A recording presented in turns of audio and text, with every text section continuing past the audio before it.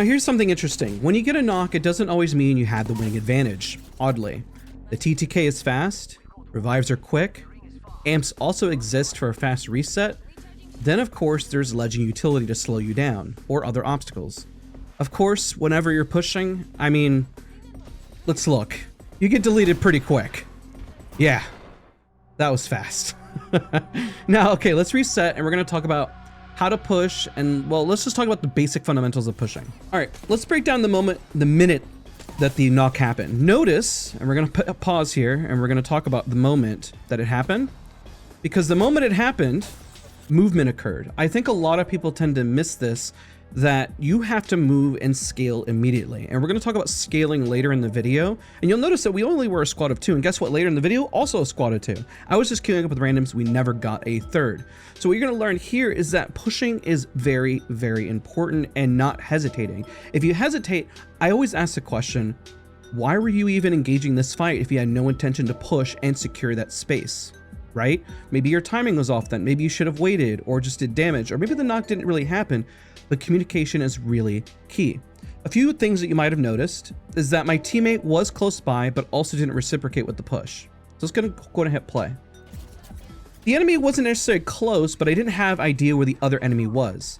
Now let's go ahead and pause and take a look here. There's a few things that happen here. One, my opponent is actually behind a door, which is very unfortunate because that means that it's going to take even more time to push in. One thing you notice as well is I made sure to top up while I was moving, and I used the momentum while sliding, so then I didn't lose a whole lot of time, right? That's very important. When you're pushing and you are taking damage and you're scaling and going from one spot to another, it's important to maximize your time. Not a whole lot of time was lost here to get me to that spot. So let's go ahead and back up and take a look at that again. So you see here, I used the momentum immediately from height to heal, and I used that slide forward, and I barely lost any downtime. I could use my tactical, but what I did here was I used my tactical once I got to the door. Unfortunately, they pushed in, I got, boom, dead again. Now, my teammate could have pushed with me, but we are a duo. I didn't know where the third was. They had a fast reset. That's just the reality. It didn't really work out. Now, let's talk about push timing, right? And what that means. Let's go into the test range, and let's talk about that, especially when you're playing a legend that does have mobility, because the downside here is that it was support. It is harder for support to make their way in, right? So let's talk about that. Now, in this portion, we're going to discuss is how efficient you need to be with your push and how that is actually different compared to when playing a legend with mobility versus the legend that is support like you saw earlier. The difference is here, legends that can move in, such as, let's say, a Revenant that can pounce in. Maggie with her ultimate technically can help secure the gap. You know, even Octane Jump Pad, you know, Ash's Dash, you know, Vantage Tactical flying in. Let's use this as the example. Now, just because you get a knock doesn't mean that it's over and that you have to actually push forward. Now, let's say, for example, you see somebody here and you get a bunch of damage in, right? But then you don't move on it. You get a knock. A lot of things can happen there. Let's talk about those variables. Lifeline could come in and put their halo and block you from pushing in. Mirage can go invisible. They could use their Sparrow ultimate to buy some space and positioning. You know, their teammate could just simply run over. Or what we see most commonly, Alter uses their fallback. And then there goes your knock. You have to move extremely fast or use a grenade to help you in that scenario. Now, again, if you manage to get a lot of damage in, that's great and all, but you have to immediately, once you get this, move. Now, you may be asking the question, when do I not move? And that's a great question. Let's say that both their teammates are here, and as you're moving forward instead, you use your grenades, for example. Let's say their teammates are located up here, and they have an angle down below at you. Maybe you take the right angle so then you can position them out and stop the rest from happening.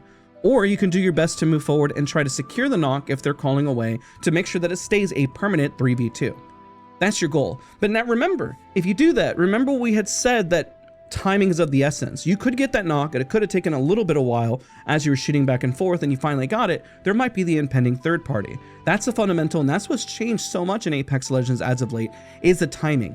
It's fast, it's visceral, it's pretty much like playing speed chess. What you're looking for here is if I do X, Y, and Z get a knock, then Halo could come out, and if they push, then none of the knock, then we can use Alter port back, and then if we have the Ash on our team, the one that actually got knocked could port right back in afterwards. Now, if they're doing that, an interesting thing with, let's say, for example, Vantage, is that maybe we actually were running, let's say, a Revenant, and they pounced all the way back, and they popped their ult and check the portal right back into them.